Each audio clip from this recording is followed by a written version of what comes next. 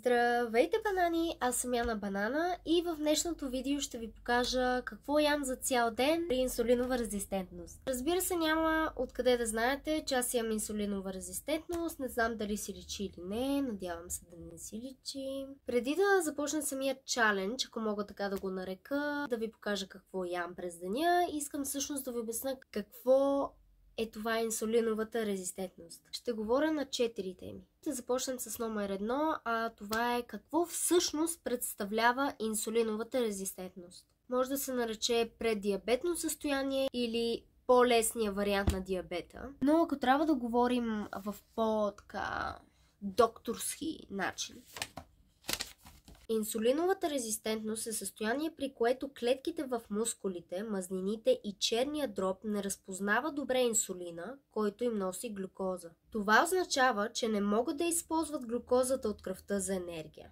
За да компенсира този недостиг, панкреасът произвежда повече инсулин. След известно време, този механизъм на компенсация започва да изморява панкреаса и той постепенно изчерпа собствените си функционални механизми. Така глюкозата не може да бъде усвоена добре от клетките, тя остава в кръвта, в резултат на което говорим за повишени нива на кръвна захар. Може да имате инсулинова резистентност по рождение, може да се появи при вас, ако ядете разни неща. Мисля, че така се е получило и при мен, въпреки че, знайки семействата ми, мисля, че може би от една страна съм я хванала, поради ген. Което отваря втората точка на тема на разговор, което е как разбрах всъщност, че имам инсулинова резистентност.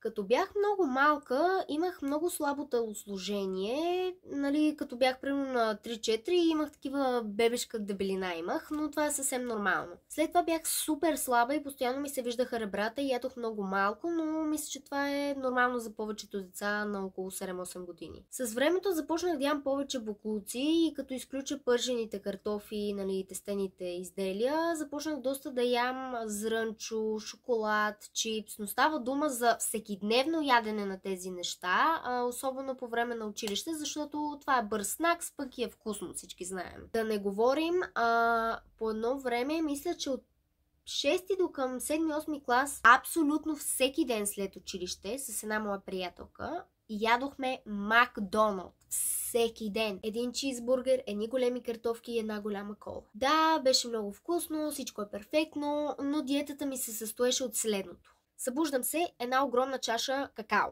Отивам на училище, там си купувам всякакви снаксове. Чипсове, мипсове, шоколади, изобилие. Каквото имаше, бяха и на ниска цена, разбира се, че ще си взема се нещо. И като включвам и това, имах и сандвичи пактирани и така нататък, които не винаги ядох, точно поради причината, че бях твърде заета да ям боклуците. След това, след училище, отивам с моята приятелка, ям Макдоналдс, пак казвам, това е почти всеки ден. И след като се прибера, 2 часа след това ям пържени картофи, ям месо с картофи, а това като го събереш не е добър микс, особено за хора с такива проблеми. И се сещате, като това се случва всеки ден, че тялото ми рано или късно просто ще хвърли топа.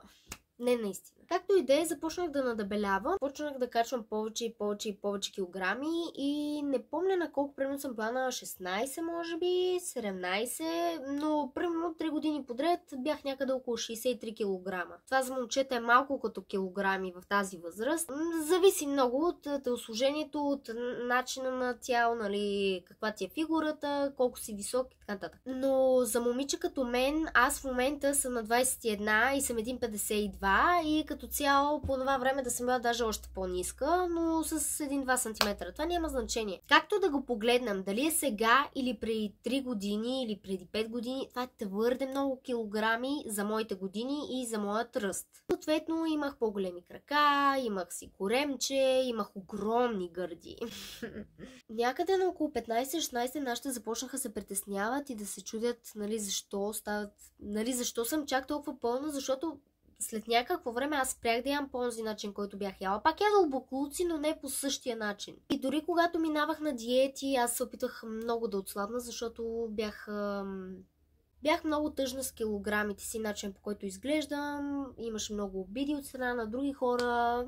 И аз не се чувствах добре в тялото си, не ми отиваха дадени дрехи и така нататък. И колкото и диети да прави, тренировки, Даже си бях поръчала тайно от нашите, аз им бях казала после, хапчета за отслабване. Нищо, просто нищо не работеше. Преди че аз тренирах за по една седмица и се отказах, нали? Нашите се притесниха и ме заведоха на лекари, ходих на различни изследвания, като един много добър откри, че имам точно инсулинова резистентност с няколко теста. Откриха го и ми каза, не можеш да ядеш тесто, не можеш никакво сладко, не можеш това, не можеш онова. В общи линии щях да погина. И то не защото е чак толкова лоша диетата, напротив, а просто защото толкова бях свикнала с тези неща, че направо ми струваше нереално това, което ми обяснява. И ми беше казал, че аз за закуска, вместо си направя една гореща чаша с какао, трябва да пия чай като заместител. Абсурд. Изпаднах в паника, пък ревах, пък глупости, както и да е, започнах го този режим. Буквално от ден едно и така го започнах и отначало беше много неприятно и много трудно, пък и порциите ми не бяха много малки. С времето обаче започнах да свиквам и всъщност това е точка 3 от днешната тема, а точно как се промених с времето. Както споменах, беше много трудно в началото, килограмите не си личаха да се свалят, да се променят въобще нищо, не се чувствах добре. Започнах да ям по по-малко количества и мисля, че наведнъж махнах абсолютно всичко, ама бях с твърде строг режим и то не толкова създаден от лекаря или от родителите ми, колкото от мен самата. След известно време започнах да виждам разлика в тялото си, така 1 кг, 2 кг, тази блуза ми става, те дънки се закопчават. И се пристрастих. Бях супер сериозна в режима си и наистина отначало отслабваш така примерно 4 кг, що годе бързо. След това не мърдаш, примерно 1 месец не мърдаш и след това изведнъж така ти падат килограмите. Това, разбира се, е до тялото на човека, просто при моето е така, но съм говорила с други хора по тази тема и доста са ми казали, че и при тях е било същото. Всъщност, когато беше първоначалния коронавирус и когато бяхме локдаун за дълго време, аз една година, наистина 1 година не излизах от нас. После спомням, като излязох и се чувствах като в някакъв хорор филм, такова се едно съм излезнала след апокалипсис, такъв от зомбита. Както и да е, тогава ми беше най-слабият период за годините, нали, тинейджърските години, изключвам тези, когато бях малка. Бях сигурно някъде 48 кг, нещо от този сорт. Харесвах се доста, хареса ми как ми беше леко вдълбнат корема, харесвах как ми пасват дрехите, но пък нямах вече почти никакви гърди и никакво дупе и това всъщност не ми допада. Особено защото аз харесвам това една жена да има малко гърди или малко дупе, пак казвам това е до ген, но за моето тяло ми харесва, защото пък иначе изглеждам като дъска и мен лично, за мен такова тяло просто не ми допада. Даже майка ми се беше притеснила един път, ме гледаше в огледалото и ми вика, Яна, да не си плюш храната. Такова викам, не, аз буквално ядох, имаше едни такива хлебчета, ядох едно такова на ден и след това за обяд ядох примерно една буца сирене, толкова голяма. И това ми беше, буквално почти нищо не ядох и не съм толкова стегно спазвах диетата, че направо... И си спомням, когато мама ме пита това, аз бях щастлива от този факт. А странното беше, че мама, когато е била на моите години, е била 45 кг, така че не знам какво толкова се шокира. Пък и тялото й не е толкова различно от моето, въпреки че аз имам малко повече ханш и малко по-малък кръст, но и нейното е било подобно. И бях много стрикна с тази диета за доста дълго време. След това се хванах с Ники.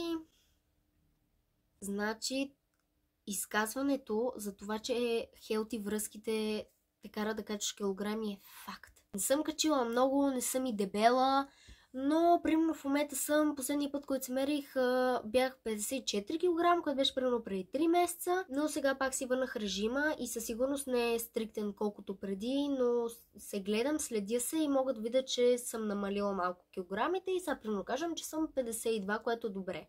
Тъй като не искам да съм твърде слаба, но и да не съм твърде пълна, мисля, че 50 кг за моето тяло и за това, което аз харесвам, е доста добър килограм. И всъщност лекарят ми, който ми предписа цялото това нещо и намери проблема, ми каза точно, че за моят ръст 1,52, 50 кг е перфектното. От четвъртата точка няма какво толкова да говоря, по-скоро ще видите по-нататък в видеото, но това е именно и какво ям през деня, за закуска, обед и вечер и съответно ако има и някакъв снакс. Закуската повечето пъти ми е по-малка порция, нещо по-свежо, по-малко. Обяда, повечето случаи, между другото, нямам време за обяд и порциите са ми някакви някакви средни или пък никакви. Като цяло обяда ми е малко така най-маловажното ястие от деня. Вечерята по принцип е най-голямото ястие, най-топлото, най-вкусното и приготвено преди малко. Не винаги, но да. Снаксове имам по принцип между закуска и обед,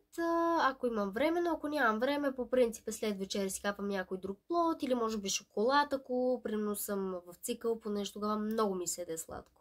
Просто порциите са ми по-малки. Гледам да ям 1 въглехидрат на ден. Почти всяка една храна съдържа въглехидрат. Въпросът е, че при инсулиновата резистентност има полезни въглехидрати и лоши въглехидрати. Примерно хляба, ориза и картофите, всичко това е един голям въглехидрат. И ако аз за закуска съм яла, да кажем, филия хляб, после за обяд мога да хапна една салата, за вечеря мога да хапна леща. Не мога за вечеря да кажем да хапна ориз, понеже това са 2 въглехидрата, но понякога ми се случва и това да стане, не е чак такъв проблем и вие да го правите, ако имате тази инсулинова резистентност. Не е болка за умиране, просто да не е всеки ден и да избягвате съответно такива дни. Ако случайно мислите, че е възможно да имате този проблем, е хубаво да се обърнете към лекар, към родител, към приятел, няма значение от годините и така нататък. Да не се притеснявате и да се следите, защото ако се продължи, може да стане диабетно състояние и аз самата, дори ако продължа да се храня нездравословно и така нататък, мога да получа диабет, което е много страшно нещо и не може да се излекува.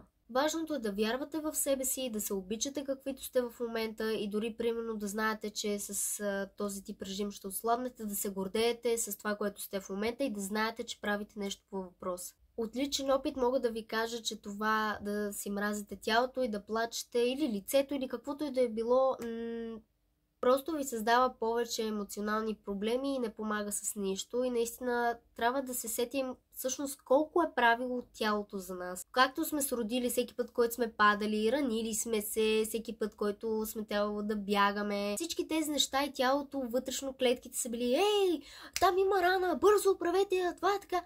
Трябва да сме благодарни на това, което имаме за момента и това не означава, че не може да се подобрим, но трябва да го правим с любов към себе си. Хайде сега към видеото. Добро утро, банани. Добър ден. Или както искате го наричайте. Часът е 11:20, събудих се някъде към 8. Както виждате, не изглеждам в най-превъзходният си вид, въпреки че аз винаги изглеждам превъзходно, тъй като... Но да, събудих се, направих си маска, защото косата ми беше много изтощена. Преди няколко дена бях болна и като цял ден лежах върху възглавници и косата ми беше малко мряла. Вече са минали 3 часа, откакто съм будна и започвам да усещам глад, което е добре, защото докато бях болна въобще не ми се ядеше, понеже почти всичко ми се гадеше и повръщах през цялото време, така че Skinny Legend. Ето тук може да видите котка. И не само, те са навсякъде в моя хол. Добре. За закуска, ето едно дърво, което не е много дърво. И ям предимно хляб. Много обичам препечена филия с много неща. С яйца, с сирене, с кашкавал, с луканка, буквално с всичко. Разбира се, обичам и хляб с хайвер. Обожавам хайвер, но рядко ям, защото все пак лютеница и така нататък. Както знаете, има супер много изобилие от варианти, за да яде човек хляб.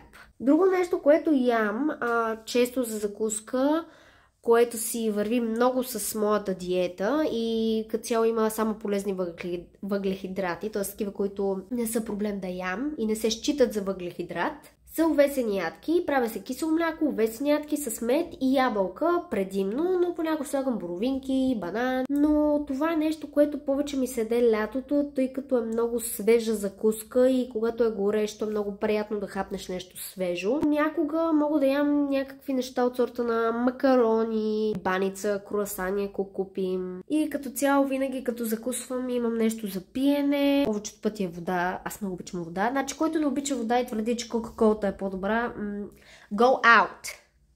Предимно пия чай. Си спомням преди цялото това нещо с въглехидратите, преди да установя, че имам този проблем, пих мляко с какао всяка сутрин. Имам преди всяка сутрин, откакто примерно бях на 6 години. Просто нашите не го правиха, защото децата обичат какао и това буквално аз не мисля, че имаше сутрин, което не пих какао, което не е окей. За днешната закуска съм в настроение да си направя една препечена филийка с 2 яйчица и 1 чай, като имам опция от чайове. Сега ще ви кажа по-детайлно какво ще имам.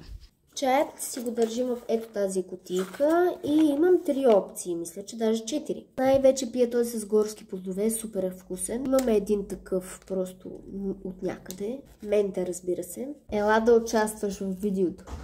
А пък ето тук са набрани от мама билки и това, между другото, като сложите много от него, не е много вкусно. Не знам. Виж, приличаме с така. Става мозък. Да. Правя влог, за да обясня как се яде с инсулинова резистентност, защото може някой друг да има инсулинова резистентност и да не знае човек. Продължаваме този влог. Тук се вижда. Стига моето момченце, мяу. Винаги си варя 2 яйчица, защото едно не стига.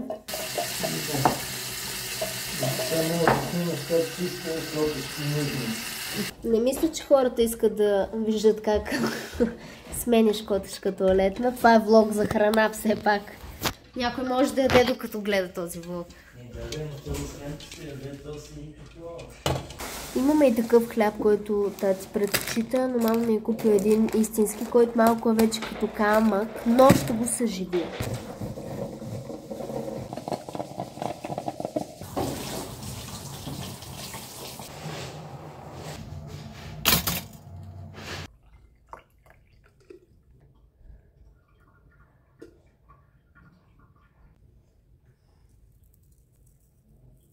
След 1000 часа приготвяне, вече и закуската ми е готова. Малко вече стана време за обяд, но няма значение. Аз така или иначе ям по-късно, не знам защо. Преди ядох по нормално време, но сега вече... Освен ако не съм някъде на приспиване у приятел, не знам защо, но винаги като се събудя в чужда къща ми се яде, в момента в който се събудя, просто може би защото е безплатна храна. За закуска имам една филийка от полезния хляб с 2 варени яйчица и много вегета. Обожавам вегета, най-хубавата меродия на света е това. И една чаша топъл чай с много хубав истински уж се води мед. Като аз не съм голям фен на мед с захар, просто вкуса не е толкова хубав за мен, а пък и меда, нали, се води по-полезен, така че на здраве.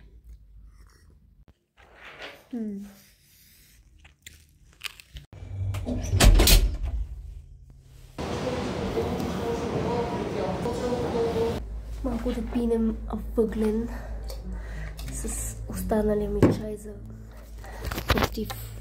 А как? Искам да попитам, само да снимам. Да кажат и други хора, че това е мекица.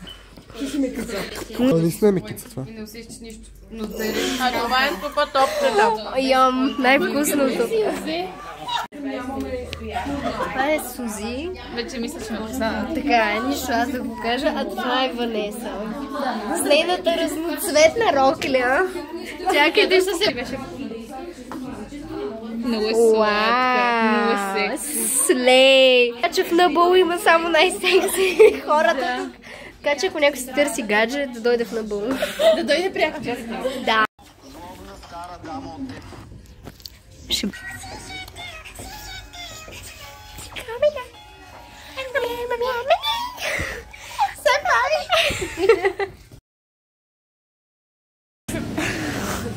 Сега сме в курсата да си взема нещо за ядене и пиене.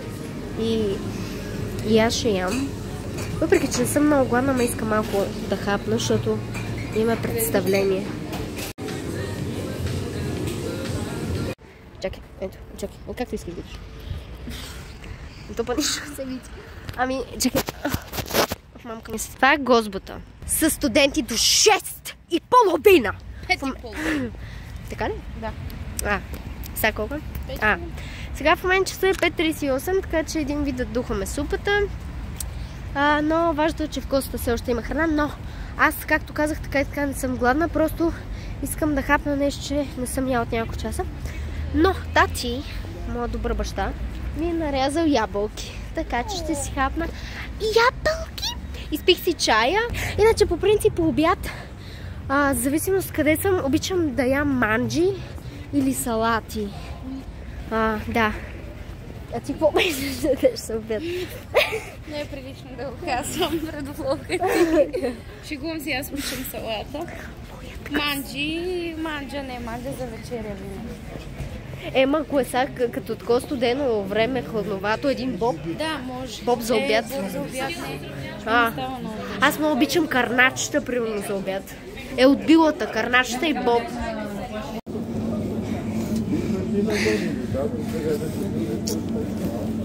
Gang signs.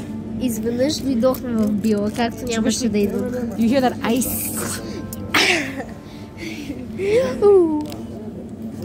I'm making a vlog of what I eat. For your troubles. Всичко това е за нея, между другото. Да, смисъл всичко. Цялата била ще си купа. Виж, то се вижда, той е така, като няма долен кадър. Ако ти цялата била можеш да купиш, ще какво правиш тук? Аз бих се питал този въпрос. Did you be wanting To be grinding my dick, but I'm not gonna give that to you. Oh no, I'm getting not copyrighted, but restricted. Това е карната. Я не винаги се справих. Направо. Питаш ли ги те да ти играят от тях и им дъхвам през цялото време? Добре, ще си ми я завита. С килапчета. Часата 6. И хапнах 2 кебабчета на карначка. Така да е наденички. Абе се тая.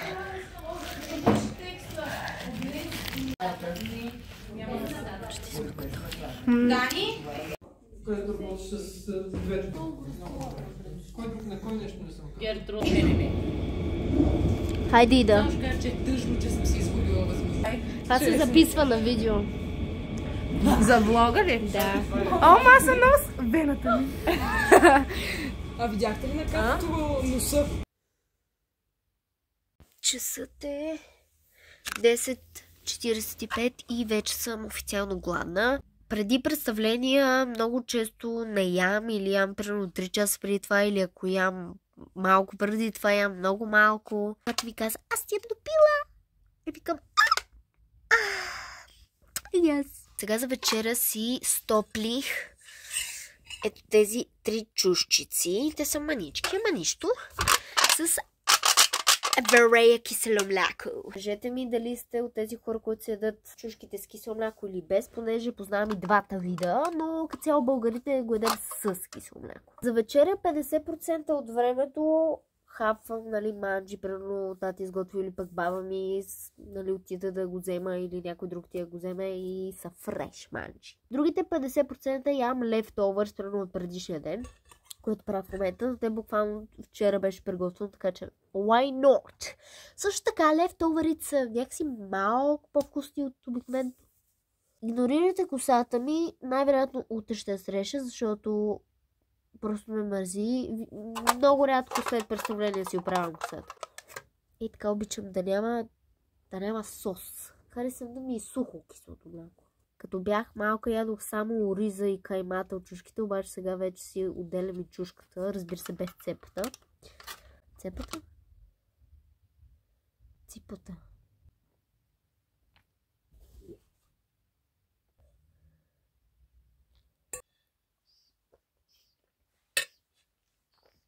Часът е 12:02 и правя окончателно последното снимане за деня, последното включване.